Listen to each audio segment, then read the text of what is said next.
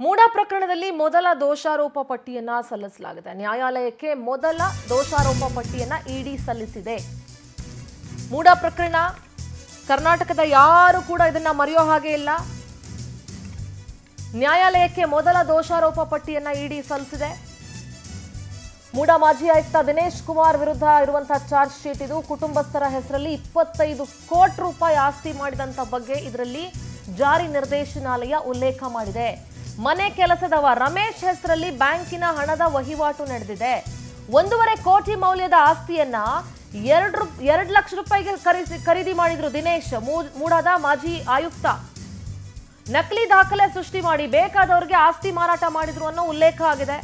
ಎಲ್ಲ ಅಂಶಗಳನ್ನು ಉಲ್ಲೇಖಿಸಿ ದೋಷಾರೋಪ ಪಟ್ಟಿ ಸಲ್ಲಿಸಲಾಗಿದೆ. ಜನಪ್ರತಿನಿಧಿಗಳ ನ್ಯಾಯಾಲಯಕ್ಕೆ ಚಾರ್ಜ್ ಶೀಟ್ ಅನ್ನ ಇಡಿ ಸಲ್ಲಿಸಿದೆ. ಇದು ಮೂಡ ಪ್ರಕರಣ ಸಂಬಂಧದ ಮೊದಲ ಚಾರ್ಜ್ ಶೀಟ್ ನ್ಯಾಯಾಲಯಕ್ಕೆ ಸಲ್ಲಿಕೆ ಆಗಿರೋದು.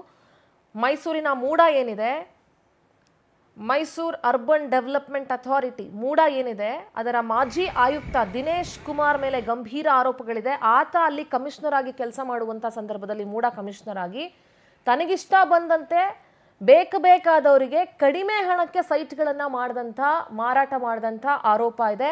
1.5 ಕೋಟಿ ಮೌಲ್ಯದ ಆಸ್ತಿಯನ್ನ 2 ಲಕ್ಷಕ್ಕೆ ಖರೀದಿ ಮಾಡಿರ್ತಾನೆ ದಿನೇಶು. ತನ್ನ ಮನೆ ಕೆಲಸದವ ರಮೇಶ್ ಅನ್ನುವಂಥವನ ಹೆಸರಿನಲ್ಲಿ ಬ್ಯಾಂಕಿನ ಹಣದ ವಹಿವಾಟುಗಳು ನಡೆದಿರ್ತವೆ. ಸೊ ಜನಪ್ರತಿನಿಧಿಗಳ ನ್ಯಾಯಾಲಯಕ್ಕೆ ಚಾರ್ಜ್ ಶೀಟ್ ಅನ್ನ ಇಡಿ ಸಲ್ಲಿಸಿದೆ.